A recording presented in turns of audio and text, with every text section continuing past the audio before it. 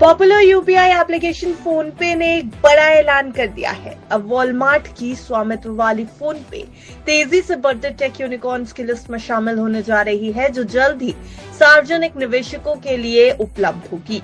यानी अब आम निवेशक भी फोन पे में अपना पैसा लगा सकेंगे और इसकी ग्रोथ स्टोरी का हिस्सा बन सकेंगे। कुल मिलाकर आम भाषा में कहें तो फोन पे लेकर के आ रही है अपना आईपीओ।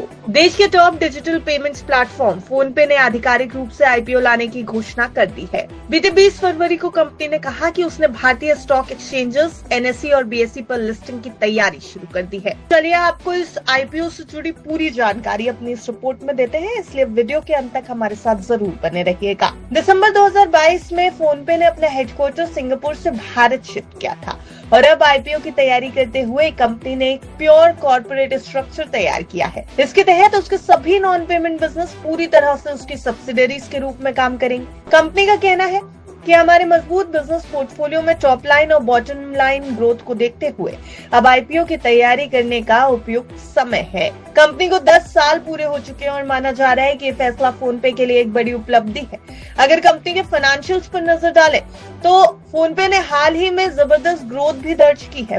वित्त वर्ष 2023-24 में फोन पे की आय 5,000 करोड़ रुपए से ज्यादा पहुंच गई, जो साल दर साल 74% की ग्रोथ दिखा रहा है। सबसे खास बात यह रही कि कंपनी ने 197 करोड़ रुपए का प्रॉफिट आफ्टर टैक्स दर्ज किया है। हालांकि उससे पिछले वित्त वर्ष यानी 2022-23 के वित्त वर्ष में 738 करोड़ रुपए का घाटा कंपनी को हुआ था।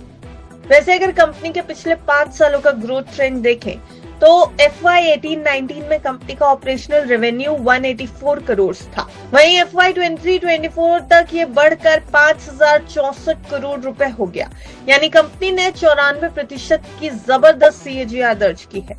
आंकड़े बताते हैं कि फोन पे न केवल तेजी से बढ़ी है बल्कि अब प्रॉफिटेबल भी हो रही है, जो इसके आईपीओ के लिए एक पॉजिटिव संकेत होगा। एक बार फोन पे के बिजनेस मॉडल को भी समझ लेते हैं। फोन पे फिलहाल सिर्फ एक पेमेंट ऐप नहीं है, बल्कि 2020 से ये फाइनेंशियल सर्विसेज सेक्टर में भी तेजी से बढ़ रही है। यूपीआई ट्रांजैक्शंस के साथ साथ फोन पे अपने यूजर्स को mutual fund investment, gold SIPs, insurance plan और पर्सनल लोन जैसी कई तरह की फाइनेंशियल सर्विसेज देती है। फोन पे का आईपीओ भारतीय निवेशकों के लिए एक बड़ा अवसर खोल सकता है। आईपीओ की प्रक्रिया शुरू होने के साथ कंपनी सार्वजनिक निवेशकों को अपनी हिस्सेदारी बेचने की योजना बना रही है।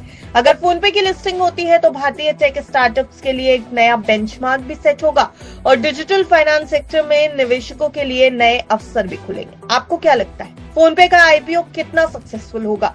हमें अपनी राय कमेंट बॉक्स में जरूर भेजें और देखते रहें।